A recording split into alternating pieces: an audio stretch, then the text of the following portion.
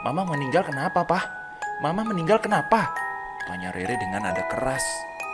Mama meninggal karena ulah salah satu dari keluarga jauh kita yang mengaktifkan roh pemuja iblis, Re.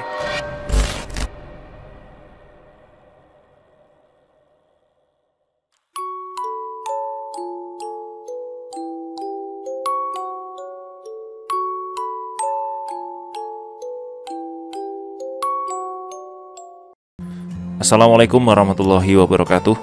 Teman-teman, untung direkam. Sudah lama saya tidak nyapa teman-teman.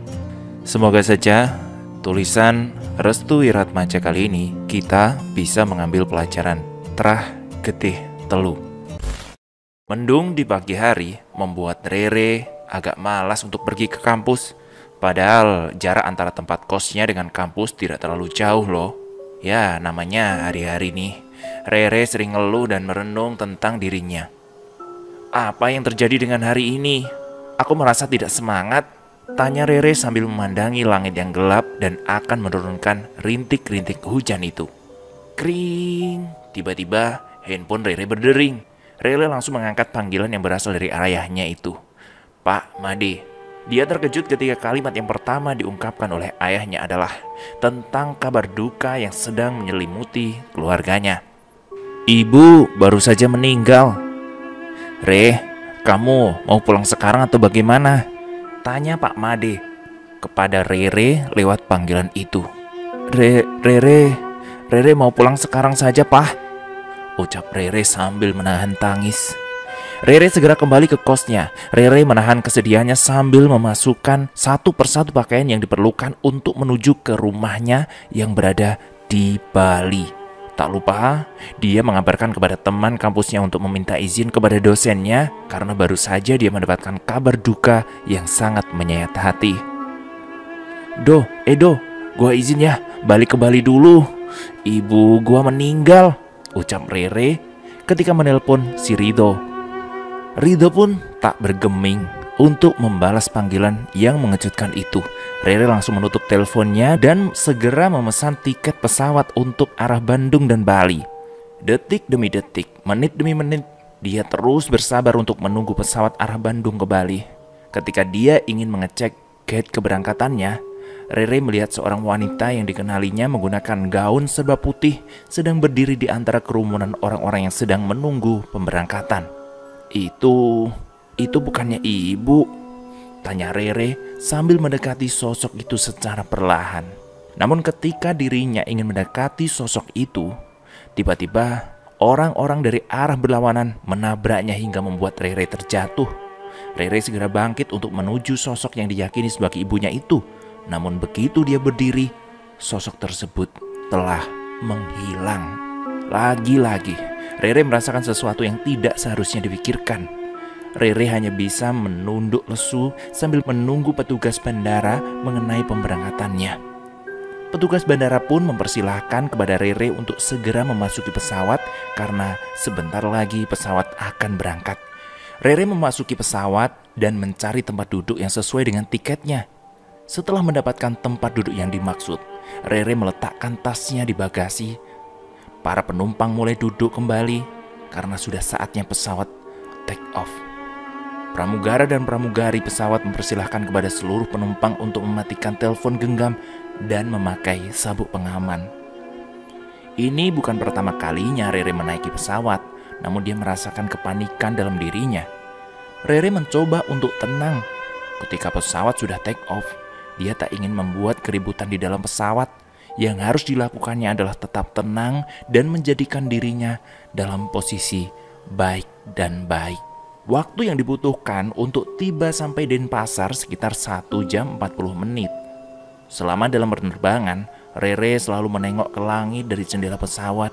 Dia membayangkan ketika masa kecilnya yang selalu ditunjukkan oleh ibunya mengenai langit yang berwarna biru. Namun sekarang berbeda. Langit yang dilihatnya adalah berwarna gelap, dan itu mewakili isi hati yang sedang dia rasakan.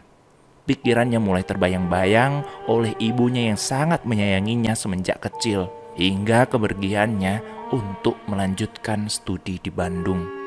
1 jam lebih 40 menit berlalu. Pramugara dan pramugari itu segera mengecek para penumpang dan mengatur mereka untuk tenang karena sebentar lagi pesawat akan landing. Rere pun mengambil tasnya. Namun ketika dia berdiri lagi, sosok wanita bergaun putih yang mirip dengan ibunya itu muncul sambil melambai-lambai tangannya ke kanan ke kiri. Rere segera mendekati sosok itu. Para penumpang yang mengetahui tingkah aneh Rere itu langsung memanggil pramugara dan pramugari itu untuk menenangkannya. "Bu, ibu di sana? Ibu belum mati kan?" tanya Rere sambil mendekati sosok tersebut.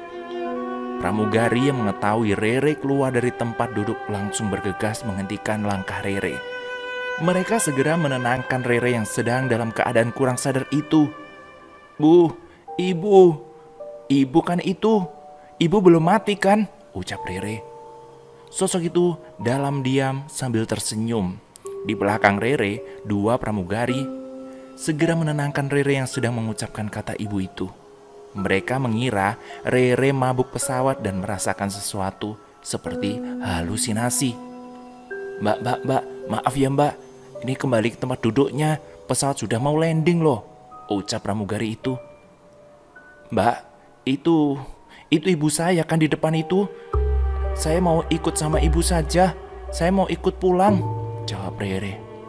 Mbak, di sana nggak ada siapa-siapa. Mbak sedang halusinasi sepertinya," ucap pramugari itu.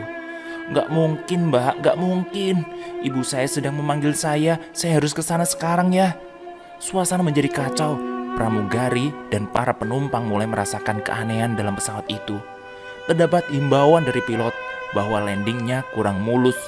Jadi dihimbau kepada para penumpang untuk tenang dan duduk di tempat duduknya masing-masing. Pramugara itu langsung menarik Rere dan menahannya sambil memakaikan Rere sabuk pengaman. Temannya yang merupakan seorang pramugari segera mengambil air minum untuk Rere. Mbak, tenang ya mbak. Kita sedang landing, jadi jangan terlalu bergerak ya. Tapi mbak, saya melihat ibu saya berada di pesawat ini loh. Dia baru saja dikabarkan meninggal dunia pagi ini. Tapi kok saya melihatnya di pesawat ini ya. Saya harus bertemu dengan ibu saya dulu." Mbak, tenang dulu, tenang. Sekarang ikuti arahan dari kami dulu ya. Nanti baru melihat ibu. Rere terdiam. Dia merasa bahwa pramugara itu tidak mengerti apa yang dilihatnya. Ibu saya belum meninggal kan mas, mbak, ucap Rere sambil meneteskan air mata. Akhirnya pesawat pun berhasil landing dengan selamat, walaupun ada sesuatu yang terjadi di luar dugaan tadi. Tatapan Rere menjadi kosong. Para penumpang yang melewati memandanginya dengan pandangan yang aneh. Mereka mencibir tindakan Rere yang membahayakan itu. Rere mendekati sosok yang diyakini ibunya. Semakin mendekat, dia merasakan hawa yang tidak biasa. Hawa marah, emosi dan kekesalan yang ditumpahkan menjadi satu saat itu. Ibu? Ini ibu kan? Tanya Rere. Tak ada jawaban. Ketika Rere ingin menyentuh pundak sosok tersebut, Kendra menepuk pundak Rere. "Pak Made, mau bicara sama kamu." "Astaga," ucap Rere sambil mengelus dada. Dia terkejut ketika Kendra menepuk pundaknya. "Kamu lagi ngapain di sini, Re?" tanya Kendra. Rere hanya terdiam. Dia menoleh ke arah kasur. Ternyata itu adalah halusinasinya sendiri. Rere pun keluar kamar dan melewati Kendra yang sedang menghalangi pintu kamar itu. "Kamu masih bersugesti seolah-olah ibu masih hidup ya?" tanya Kendra. Rere menatap wajah Kendra dengan kesal. Kali ini Kendra telah keluar jalur dari batas biasanya. Kendra selalu ingin tahu tentang apa yang dilakukan Rere di hadapannya.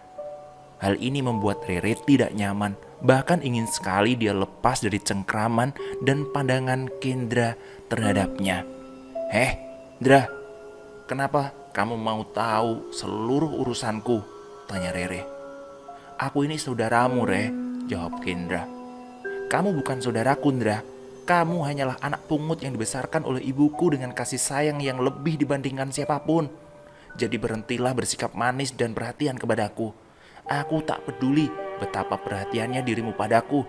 Tapi ingat ya, kamu tidak melakukan kamu telah melakukan 2 kesalahan sekaligus, jelas Rere. Rere segera meninggalkan Kendra yang masih mematung di bibir pintu. Suasana hati Rere memang sedang tidak baik. Entah kenapa ya, karena dia masih belum bisa melupakan segala kenangan yang pernah Rere simpan bersama ibunya. Atau ada sesuatu yang ingin dipecahkan oleh dirinya sendiri tentang kematian ibunya yang sangat ganjal ini. Di ruang tamu, Pak Made telah terduduk santai sambil mengopi. Rere duduk di hadapannya. Rere, kamu masih mau lanjut di Bandung? Ucap Pak Made. Rere gak bisa ninggalin perintah ibu yang harus melanjutkan studi di Bandung, Pak. Pak Made mengangguk paham. Kali ini dia agak tenang dengan keadaan Rere yang terus membaik dan meningkatkan aura positif di sekelilingnya. Papa berencana ingin menjual rumah ini, Re, dan tinggal di Bandung. Menurut Rere gimana? Tanya Pak Made. Rere langsung bangkit dan memasang wajah kesal kepada Pak Made. Papa mau udah gila ya? Mama baru saja meninggal terus rumah ini mau langsung dijual. Rumah ini menyimpan banyak sesuatu yang berbahaya, Re. Mama kamu meninggal karena... Mama meninggal kenapa, Pak? Mama meninggal kenapa? Tanya Rere dengan nada keras. Mama meninggal karena ulah salah satu dari keluarga jauh kita yang mengaktifkan roh pemuja iblis, Re. Yang biasa menari sebelum waktu surup. Iblis itu akan menjerumuskan setiap manusia hingga ke dalam lembah kegelapan yang paling dalam. Sudah dulu ya ceritanya. Part 2-nya besok saya lanjutin lagi. Terima kasih yang sudah dengerin cerita Untung Direkam. Kali ini cerita Restui Ratmaja. Sampai jumpa. Assalamualaikum warahmatullahi wabarakatuh.